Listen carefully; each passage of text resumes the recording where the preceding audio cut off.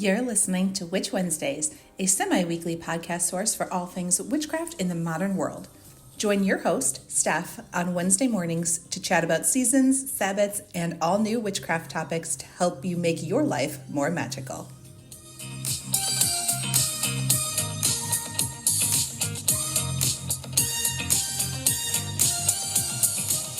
Welcome back to Witch Wednesdays. I have a guest here with me today who has been on before, but we are back to talk about a totally different book. So I am going to turn it over so she can introduce herself and let you know where you can find her online. Thanks so much for having me. My name is Danielle Dulsky, and where can I be found online? Well, my website is danielledulsky.com, and on Instagram, I'm Wolfwoman Witch. Those are probably the main virtual places where I live. Well, welcome back again, and congratulations on your new book, The Night House. Thank you. Yes. Which is kind of a departure from your last book. So I would love to just dive in and chat about it. What is this book about? Why is it called The Night House? Yeah. So really well, I guess all my books, except maybe the first one, I've tucked stories inside of them because I really do love revisioning fairy tales and myths and really any old story. And I feel like kind of all roads have been leading to the Night House for me, at least for the past 10 years. So it is a book of fairy tales, and each of the 13 chapters is dedicated to a particular revisioned old story. But the story is framed in a way where it's really amplifying the hidden magic, the spells, the ceremonies, the rituals that were already there. So I'm not putting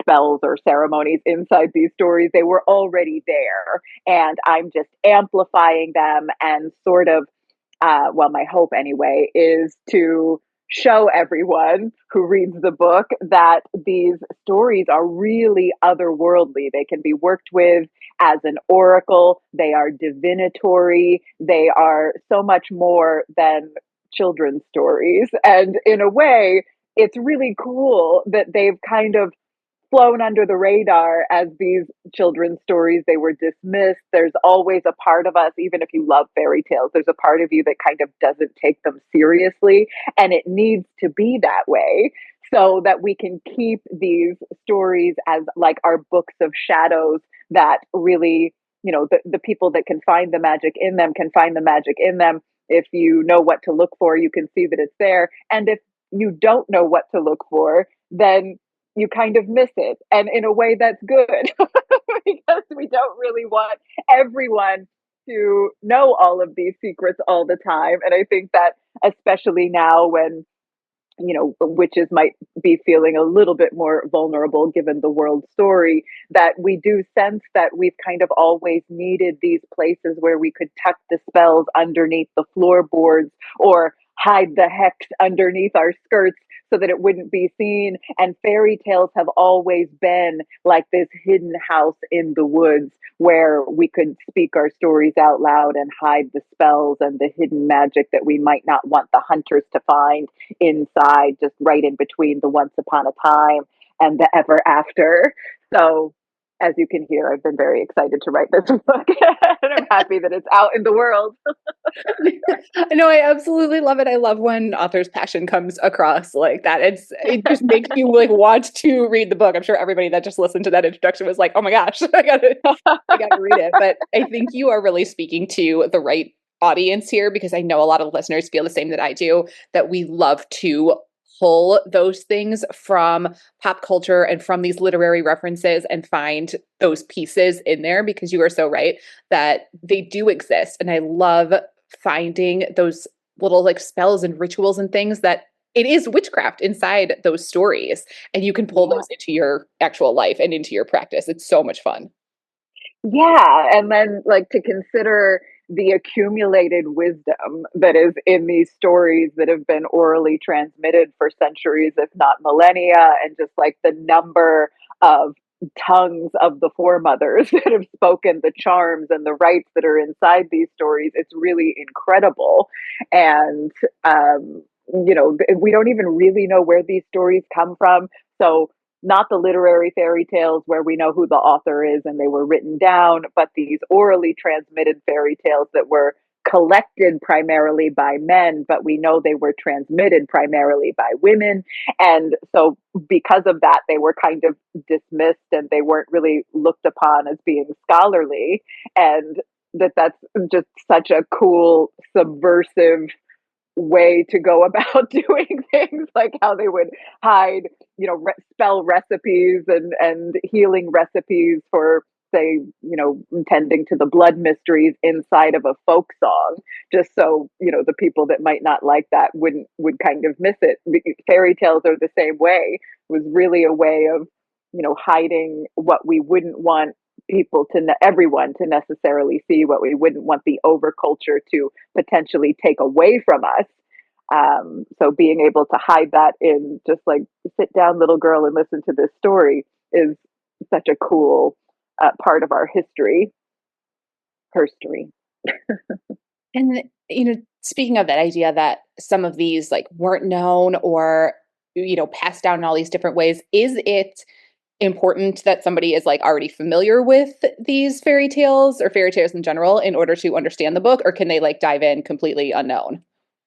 Oh, I almost always think it's better if you aren't familiar with the stories. I on purpose put some in there that will obviously be familiar. There's a version of Sleeping Beauty, there's a version of Rapunzel, and then there's a lot of stories that I think maybe aren't familiar and certainly were never Disneyfied because they don't really lend themselves to popular culture. They have really gnarly bits in them.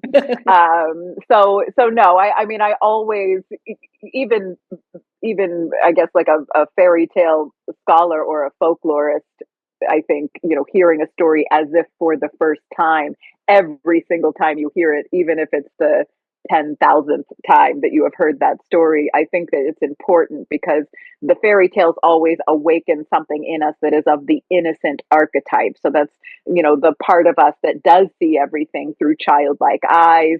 When we were children, we probably read the same story over and over again. If we liked it, that was the one that we wanted to hear before bed for a year or so.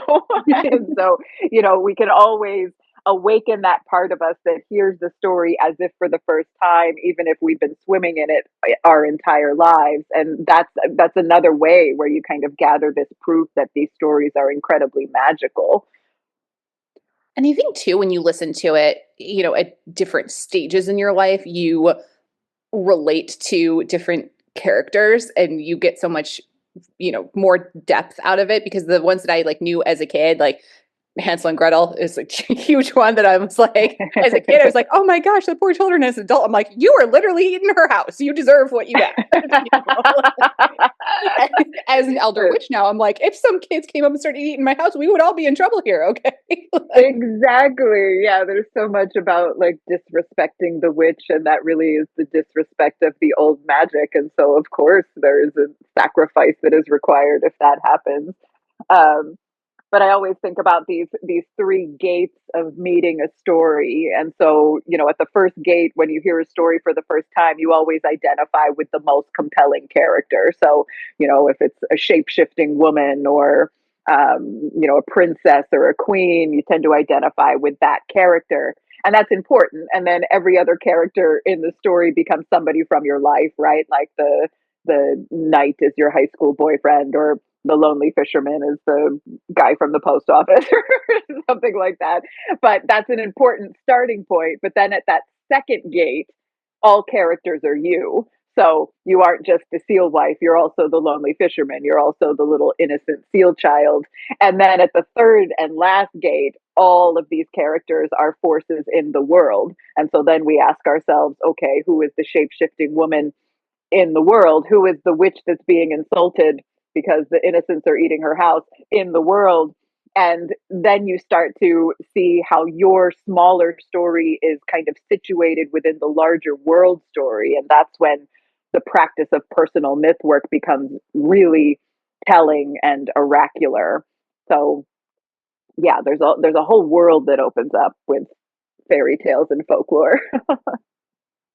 It is one of the reasons that I really enjoy that genre and like the genre of like fantasy fiction in general that like pulls from these stories because there's always like these love and hate characters, but that really Hmm. reveals something about you in how you relate to that character. You know, a lot of the fantasy stories, I'm like, oh my gosh, I can't stand this, you know, main character or the sister or something. And my best friend will be like, no, that's my favorite. And it's just something deep within us that is there's we're so different and Yeah. make out such different things. And there's so much study to be done there about the self and like why you're relating to a particular character or story in that way. And fairy tales are also just like perfect for that.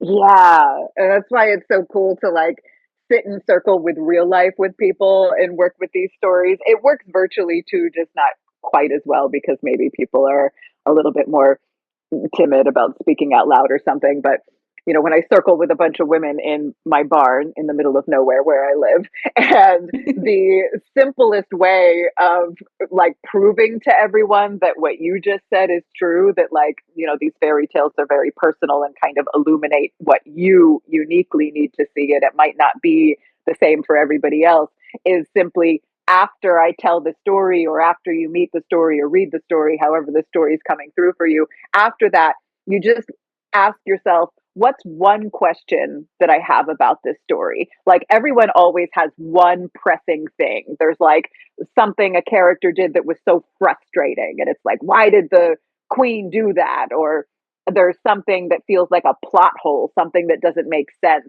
And when you share those kind of missing pieces questions out loud and you hear how everyone is naming a completely different thing, and you're like, well, yeah, I kind of wonder that, but that's not my question. You realize like these are the very questions of your life.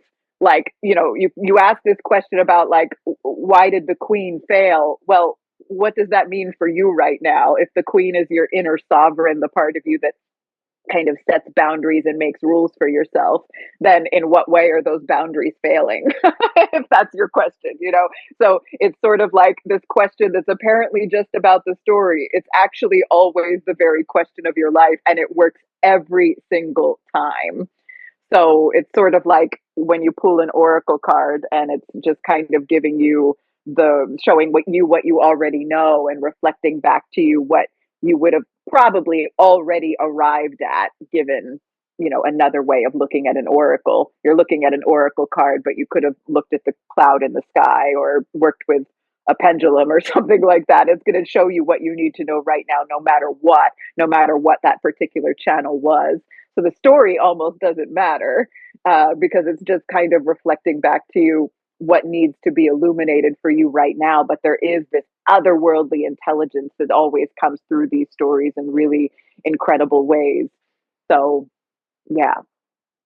It's really fascinating how some of these are so old and have been told for so long, and yet they can still be guidance in modern times. Yeah, I know, right?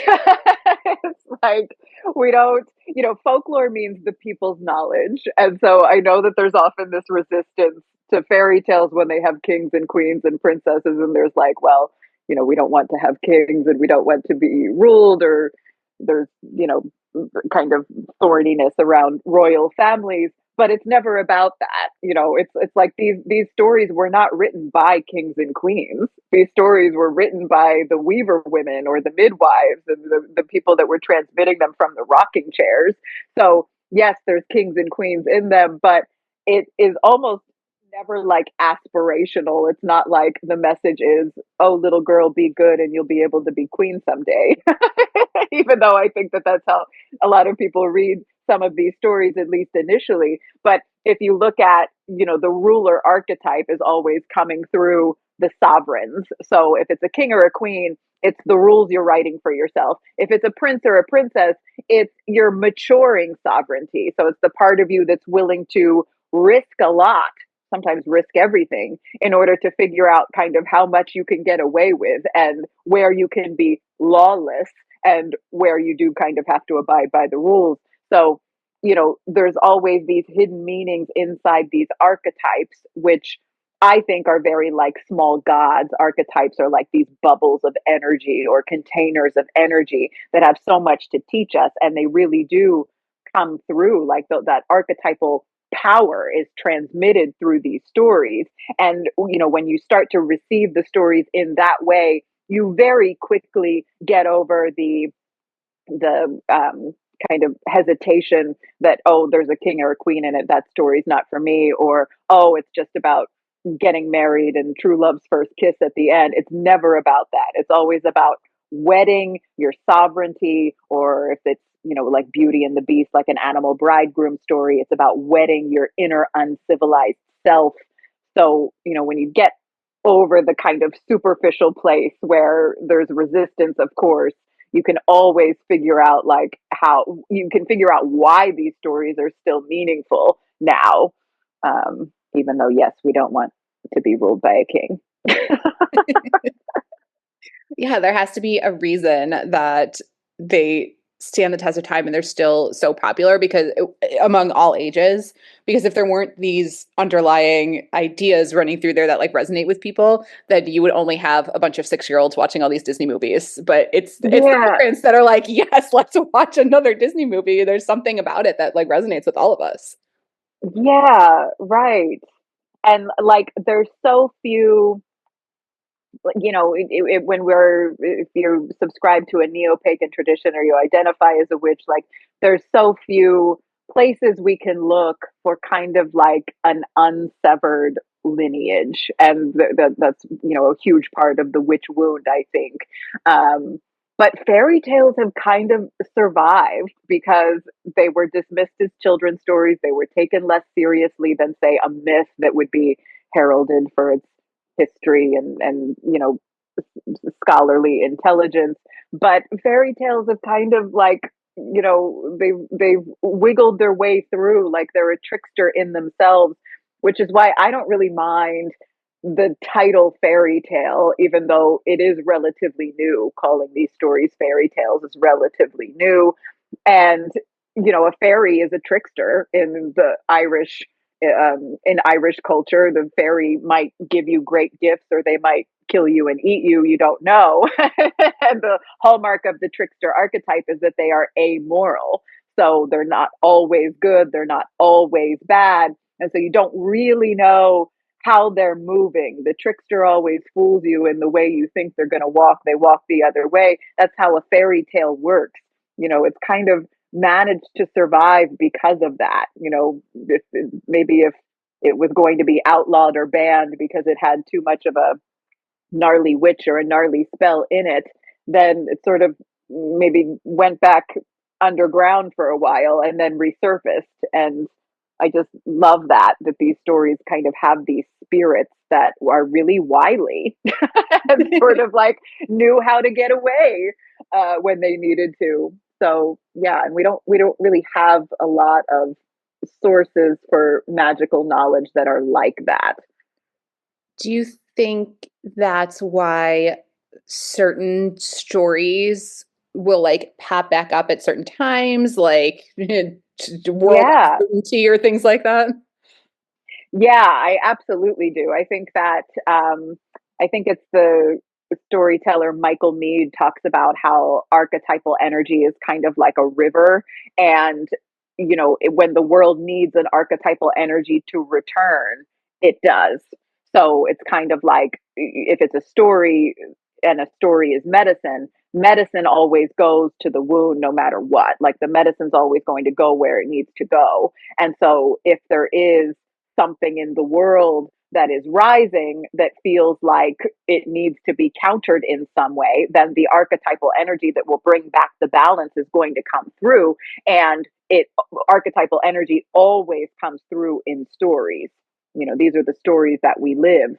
And so, yes, I absolutely think that. I think that that's, you know, one of the reasons why stories are medicinal and why we need more people to tell them out loud, even and especially now. It's really, fun, interesting to think of them as like these living, breathing things that grow and change with us. They don't Yes, really go I away. really think that. I really think that they, you know, which is always what proof. And I think that you don't have to work with a story too deeply before you receive that almost immediate proof. Like there's any number of ways that like that question example that I just gave, where it's like, oh, the question about the story is the question about your life. There's all of these simple practices that you can do with a story that give you like this immediate, like, oh, okay, magic is real and it lives in this story. And we all need that. I mean, even if you're a seasoned witch who's been practicing for decades, I still think we need these kind of reassurances that we're going the right way, especially when we feel like we're up against a lot in the world story. So, yeah, so I absolutely think that. Agreed. So for your book in particular, you've got three different parts. So what are these different sections, and should readers like sit down and read in order? Do they read all at one time? How can they approach the book? So they don't necessarily need to read in order. It's probably better if they do work through it kind of like I say in the introduction, a curious course in mysteries. But I always hesitate to tell people they need to read my books linearly, because I don't read any books linearly. And so I don't want to tell people to do what I never do. But it's organized in three parts. And the first part is the hidden rooms and the wild skins.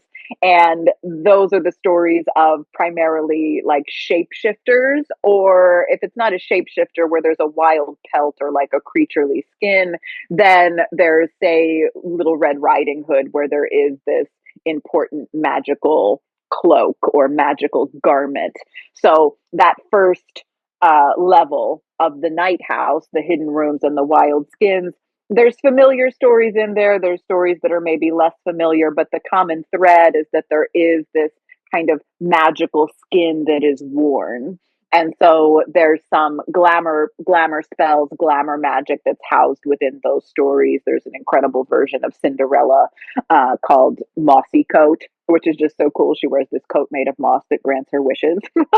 And so there's like these kind of hidden ways we might glamour, say, lipstick or eyeshadow or the necklace that you're wearing, you're glamoring it so that other people see it and believe a certain thing about you.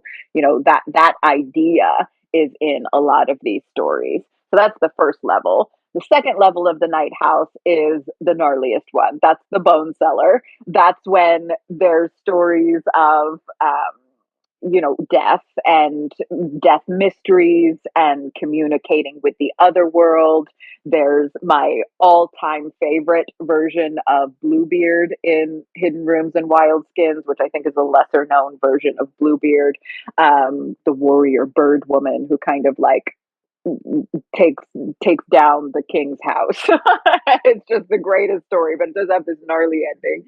And then the last level of the night house is the spirit tower. And that's when we get a little bit weirder and we work with the stories about dreams and these hidden houses in the woods. So thinking about the woodland tower in Rapunzel, which is probably familiar or more familiar for most people, and how that was really like her kind of initiatory witch school, that second house of initiation. So there's a common pattern in a lot of these stories where, there's this little girl, there's this ordinary innocent, and then they are spirited away to this kind of second house or second place that might be like that woodland tower. And really, that's kind of a metaphor for adolescence. Like it kind of happens when the main character is around 12 years old. So maybe around when her first blood is coming. And then she's in this kind of removed, solitary, lonely place where we all were at that time. If you remember being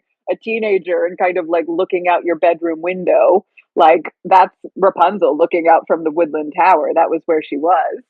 And so there's a lot of dream work and there's a lot of kind of reflection on the otherworldly wisdoms that you have accumulated over the years, and what all of that is orienting you toward in terms of the story that you are living right now, the personal myth that you are living right now. Rapunzel is one of my favorites, so I love that you From that Yes. stuff in Oh, it's particular. so good. Like especially the original, or not the original, but the collected German version of Rapunzel is just the coolest. Like there was a lot that was left out in our modern pop culture interpretations of Rapunzel, but like one of the really cool parts, power aside, insulting the witch aside, is that she's named after the thing that her mother craved. And so, if you look at the etymology of your name, and I know that we weren't all named by our mothers, but still, if you look at like the word story that's housed within your name, what does your name really mean? And not just your first name, but also your middle name, your last name. You can even do it with the places that you've lived, even with the companies that you have worked for. If you have children, you can say mother of, and then what's the etymology of your children's names. You can get like there's a whole really like story of your life just by working with the hidden meanings in all of these names. So, Rapunzel is named after the thing that the hungry woman craved. So, in what ways were you maybe named after, the thing that your mother was praying for? Yeah. So, we can really go down a rabbit hole with that. But Yeah, I find it super. I'm pretty sure mine is Crown and my middle name is Light. I'm pretty wow. Yeah. I think Stephanie is Crown. I'm pretty sure. It's been a while since I looked into that. But yes, also something that I find fascinating. Yeah, like sometimes people will do that and they'll be like, well, I got a boring thing 'cause it's like a biblical name or something like that, but then you can always then look at that. So um like my name Danielle means God is my judge, which I don't find particularly compelling. But if I dig into that and I'm like, okay, what's the etymology of God, what's the etymology of judge, then I can get like even cooler understandings. My full name, if I work with my mom's maiden name, so not Dulsky but McDonough, it means God is my judge, but I am reborn of the Dark One's battle. That Which is is just like, if that's not the the best story I of have my ever life. heard. Oh my gosh, it's so good. Danielle Renee McDonough is God is my judge, but I am reborn of the Dark One's battle. So yeah, that's the story I'm living It's right now. so good. Oh my gosh, I love that so much. Oh wow. That is a great story. Yeah, the things you find when you look deeper into it. Yeah, yeah. So in terms of the things that people could pull from the book, but I mean, we went over like the archetypes and using that and finding what calls to you, but in like a witchcraft idea and like from your witch's perspective, how can people pull like the rituals and things that they might find in here to, support them in their more daily life outside of the pages of the story? Yeah. So each chapter is kind of dedicated to one story, and then there are three rites um, or rituals that are sourced from that story. And my hope is that at least one of those three rites is something that feels like it would be important, that it would illuminate some important knowing for the reader. Maybe not all three will, but maybe they will, depending on how loud the story and potent the story seems to be for them. But the rites vary widely. So there's altar building to honor the story, to give it a place to live. That's particularly important when it's a sharper story, like the stories from the Bone Cellar that do have, maybe the cannibalistic hag in the woods, or people that are being, whatever. I don't even want to say. Like there's lots of different really gnarly parts of these stories. And so when you build an altar for that story, you're like, I want to work with this story, but it does have such a sharp piece that I don't necessarily want to invade my dreams, that I don't necessarily want to be thinking about all the time.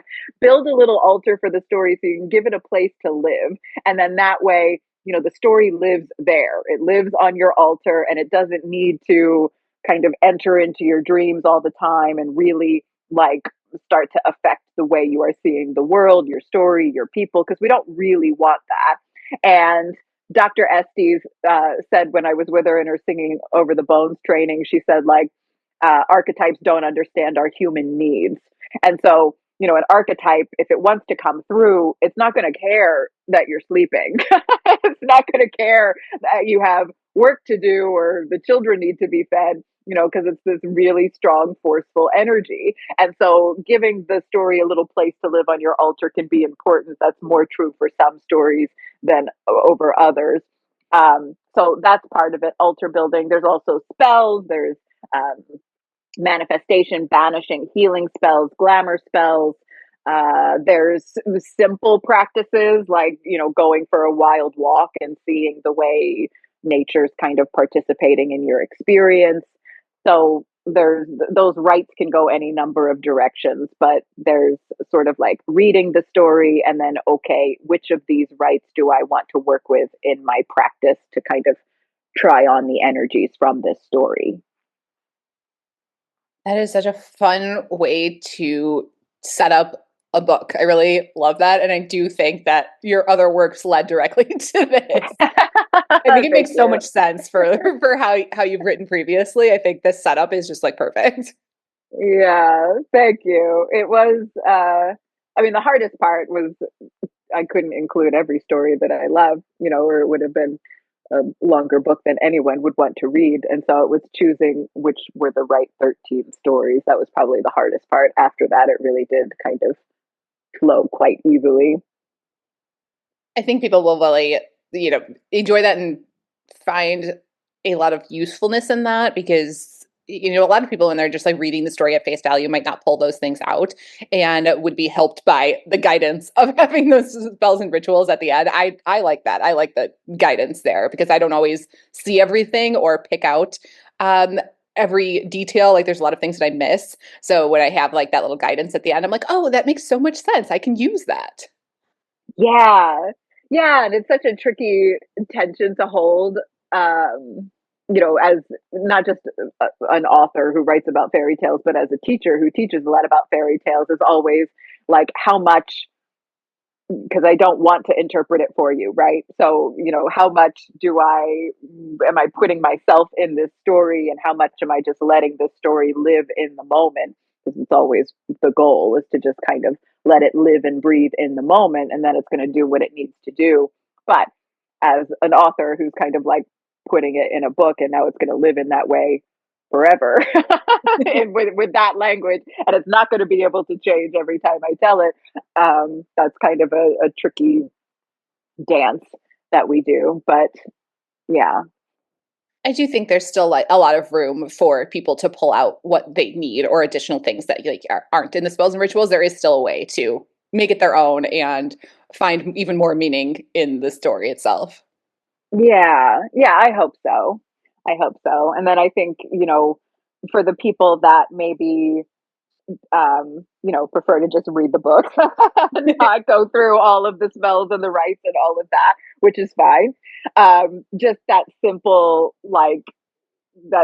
practice of what's the question at the end of the story. There's another one that I introduce in all 13 chapters, which is before I tell the story. So before the story is printed in the book, there's this small, just one paragraph invitation to imagine this potent symbol from the story. So, for instance, imagining the coat of moss or imagining, Rapunzel's braid on the ground. And just like that one image from the story, sometimes that's all you need. Sometimes you can leave the rest of the whole plot out and you just work with that one image from the story and you name it Oracle.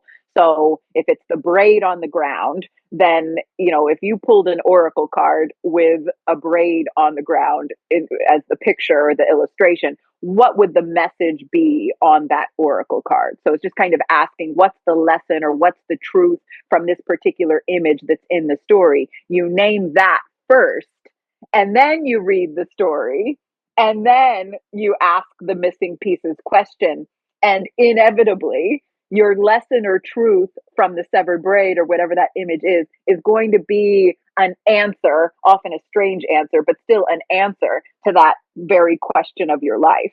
So you can still work with the whole book and all of those stories in that very simple way, even if you're not kind of animating all of these different rites and ceremonies. There's still these ways of proving that the magic exists in these stories. and you can stay on the couch. Which I think is also perfect for a lot of Which is listeners. also good.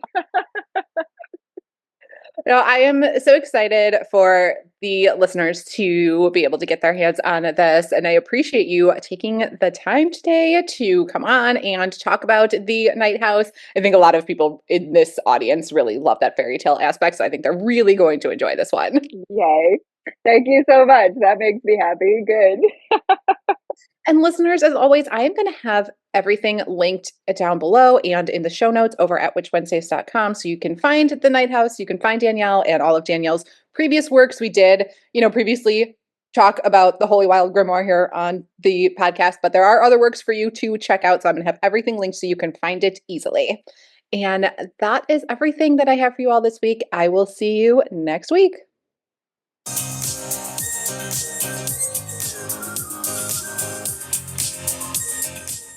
Need even more witchcraft in your life?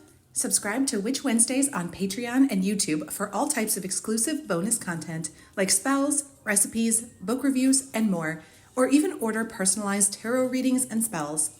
Be sure to follow on Instagram at Witch Wednesdays Podcast. And you can find all these links and more at witchwednesdays.com.